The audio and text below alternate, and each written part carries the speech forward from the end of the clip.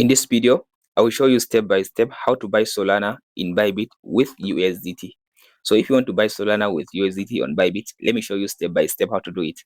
After you open up the Bybit app like this, go to trade. After you go to the trade section, so now you tap on this PS and select the Solana. So I'll go back to, so you tap on this PS and select Solana USDT.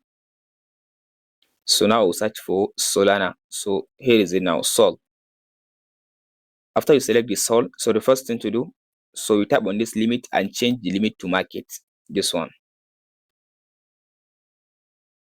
So now you select market.